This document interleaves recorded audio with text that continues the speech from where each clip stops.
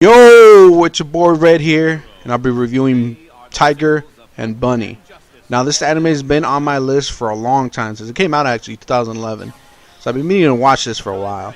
And this is just season 1 and 2 of the anime, not the films. I'm going to watch those next. And then I heard they're renewing a season 3. Who knows? I don't know. But what is Tiger and Bunny? Well, when it came out, it was during the whole superhero craze of superhero movies coming out. And this anime came out with superheroes. I was interesting because of that, but like I said, I haven't watched it. But what is it? Is it good as other, superhero shit we've seen, like One Punch Man or Hero Academia? Yeah, actually, it's pretty good. I enjoyed watching this anime. Basically, takes place in New York. Again, another anime in New York.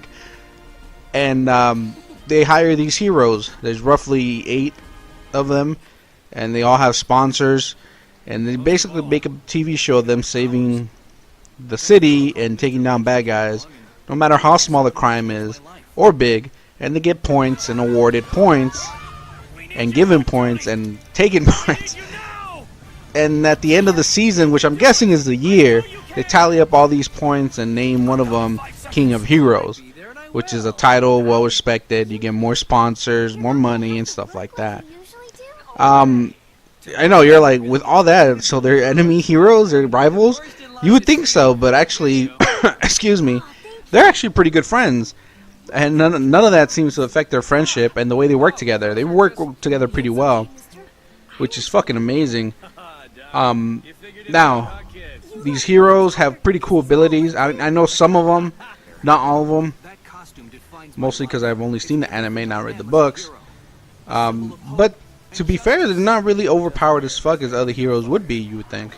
Like, they're pretty much, able to stop any human and take down some robots. But they're not overpowered like fucking Superman or fucking, Green Martian or something like that, They're just your typical humans who've gained these powers. Oh, and they're called Next. I forgot to mention that. They're not mutants or anything. They're called Next. And apparently, some great genetic thing happened in the world. No one's looking into this shit, but somehow they turn them and people around the world into these Next who have powers, and apparently 2 regular humans can have a kid who can have powers and stuff like that. Alright, and let's talk about some of these heroes and some of these characters come on the show. Katetsuki Kaburagi is Wild Tiger. Our main character, mostly the one we follow through the show. He's hitting his careers at an all-time low. He's trying to become more popular. He's a really gun-ho kind of guy. Act first, think second. One thing I forgot to mention about this anime, it feels like it starts in the middle of the whole thing. Because these heroes are like the second generation. And Wild Tiger here is already reaching the end, meaning he's getting older. And he's not as popular as he used to be. But things can change around when he gets partnered up with our next character, Barnaby Brooks Jr. Now this guy, I'm guessing is like 26 from what I can get from the anime. He becomes partners with Wild Tiger. He's actually there at the behest of the guy who created the hero initiative, I guess you could say. And he does actually call himself Bunny, but Wild Tiger gives him that nickname, and he hates it a lot. So, but it's an unofficial nickname, I guess, whatever.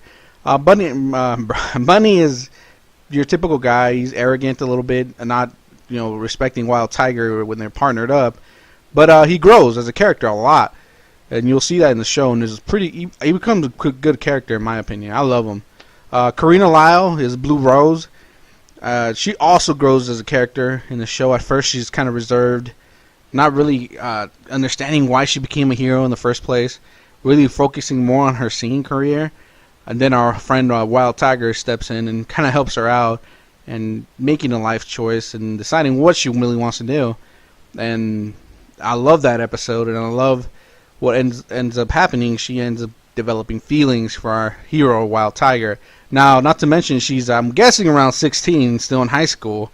And Wild Tiger is a father with a daughter, and he's pretty old. I'm guesstimating he's in his 40s, if not late 30s. But who knows? Actually rooting for her, see if she gets it done. I don't know. Our next character is fucking Fire Emblem, also known as Nathan Seymour. It's kind of stated in the anime that he's one of the few heroes that actually owns his own company that sponsors himself, which is cool. Of course, he's probably gay. I'm just guessing here. He's a gay man. The way they have him act. He has pink hair. His powers are fire. It's pretty impressive. And he has a fucking badass sports car that he drives. Nice. Now, he's actually a pretty cool character, man. I like him. Antonio Lopez is Rock Bison, a very powerful guy. His power is like, I think it's powerful. I don't know. It's one of those powers I didn't really get to see what it was, but it makes him strong and immune to pain. Apparently, him and our main character, Wild Tiger, went to high school together, so they're kind of best friends. Been in the game the same amount of time, so they're around the same age. And he's actually pretty strong, dude. I like them. Ivan Karelin, Origami Cyclone. He's a character that changes a lot in the show. In the beginning, he's kind of just like a hidden character, hiding behind cameras and stuff, not really doing much. His power is like to copy someone, but he's able to go through walls too. It's rare for an X to have two powers, but whatever. But he does change around the second season. He becomes an actual fighter due to the whole fact of Wild Tiger helping him out. Keith Guthman is Sky High. He's actually been the king of heroes for a while now. I don't know how long because the show starts in the middle. But from that point on, he's been king of heroes for a while, or 2 years now. He's actually pretty arrogant. Not really. He's more of the guy who always keeps a positive attitude. That's all I can say, really. He's funny, though. Juan Paulin is a dragon kid. Pretty strong little girl, able to martial arts. Her power is actually electricity, able to stun people and destroy machines. She's been given to the sponsor company by her parents to bring great respect and prosperity to her country, wherever that's from. She changes too, thanks to a Wild Tiger, understanding that the gifts her parents give her are just some of the way they show their love for her, and she understands that. Though these are only the heroes from the show, there are many characters that support our heroes, but I'm not gonna go over all of them because this would take more than a long time. I don't want to make this review fucking forever, fucking long. You know what I mean? But yeah, these are the characters, and each of them gets help by Wild Tiger. Wild Tiger does it unintentionally. He's the kind of guy that thinks of other people before himself, so everyone sees that and respects him, and they grow around him. Like, he's the only character that really doesn't grow. He stays the same the way he was, and stupid dude that does shit before he thinks about it. That's really all I could say about that. But they're a tight-knit group of heroes, though. Definitely together for a while, and back each other up no matter what. It's pretty good. I love that aspect of it. I love seeing that, and I feel it when I'm watching it. I'm like, these guys, you know, they're tight. Music-wise, excuse me, the music was great. I like both openings and both endings. They're fucking great. I'm gonna get the songs for that shit, put it in my iPod. I love it. The animation style was great, combined with CGI when they're wearing their suits. Pretty good. The seemly effect, especially when they raise their helmets and take them down. I love it. It took a while to get into the anime. Like after episode 3, it was starting to get good.